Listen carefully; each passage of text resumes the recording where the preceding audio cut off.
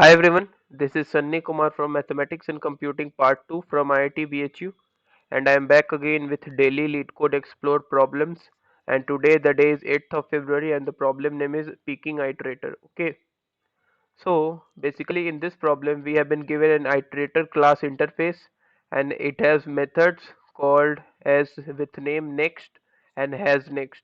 So what is next method doing in this class and what is has next method is doing in this class, I will discuss it later. Okay, so what we have to do in this problem is we have to design and implement a peaking iterator that is going to support the peak function. So what is peaking iterator? What is peak function? So I am going to discuss that also. Also, a peak operation is going to perform some operation on the iterator and it is also going to return some element. So I am going to discuss that also. So before moving further, I am going to discuss what is peak function doing and what is next function doing and what is has next function doing here. Okay. So for implementation of peak function, basically it returns the, okay, let me write, it returns the value without advancing the iterator. Okay, so if the iterator is the, let's say, it, which is denoting the current element, so if we call the peak function, it is going to return the value without advancing the iterator. That is, it is going to return the next position of the iterator and it is going to return that element without moving the iterator forward. That is, it is going to return the next element without advancing the iterator. And what is next function doing? Suppose if we call the next function using this class object, then it is going to, it returns the element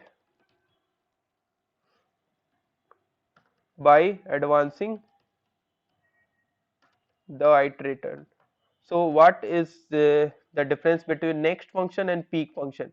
Basically next function is going to return the element by incrementing first the iterator position to one forward and then going to return the element at that position. And what is has next function is doing here? It basically it checks whether there are more elements present or not. So has next is basically checking whether there are more elements or present in the, this array or vector or not. Okay, so how we are going to implement this peak function, that is this peak function. So let me discuss with in more detail. So one thing we are going to notice from this class iterator, that is I recommend you viewers to watch this carefully. Iterator constant vector int and nums. So if you observe this carefully, this is actually basically a copy constructor. So what is copy constructor? So if you doesn't have any idea, so let me introduce with that also. So copy constructor is nothing but basically a member function which initializes an object using another object of the same class. So how to identify it is a copy constructor? Let me write how to identify. So one thing we can say, the basic identification of the copy constructor is you can identify copy constructor with a, let's say by a statement, let's say class name,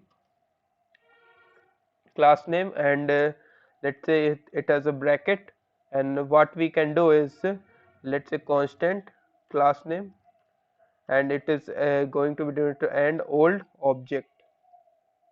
So basically the copy constructor is denoted by this statement, and you can see first class name comes, then a constant that is going to be a keyword, and then again a class name and old object.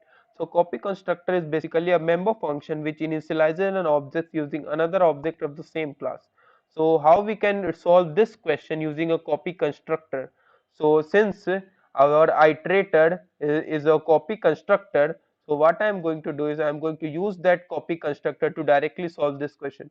So let's move on to the code, and let's see how we can return answers, how we can answer all the member functions, all the peak function, next function and has next function using a single line statement. Okay, so since iterator is a copy constructor, we can use it directly.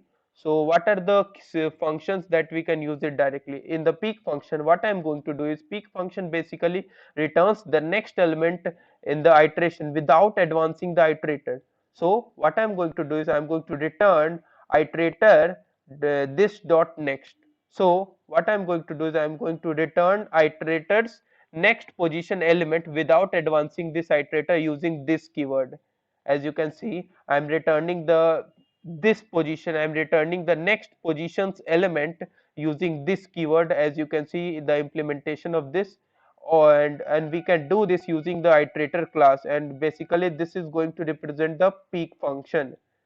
And in the for the implementation of next function, I am going to return using the copy constructor iterator the next method. I am going to call the next method. As you can see, it has already defined the int next, and bool has next constant. Okay, so I'm going to use that also, and also I'm going to implement bool has next as return iterated has next, and this is going to do the basic requirements that we need to solve this question. Okay, note that this keyword points the iterator to the current member function.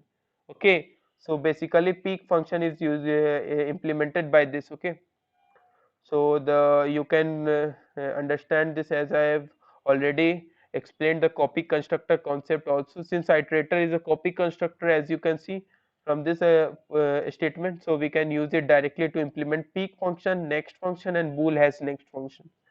So the question becomes simple by the use of copy constructor. As you can see, I have a single line statement denoting my answers for each next and has next functions.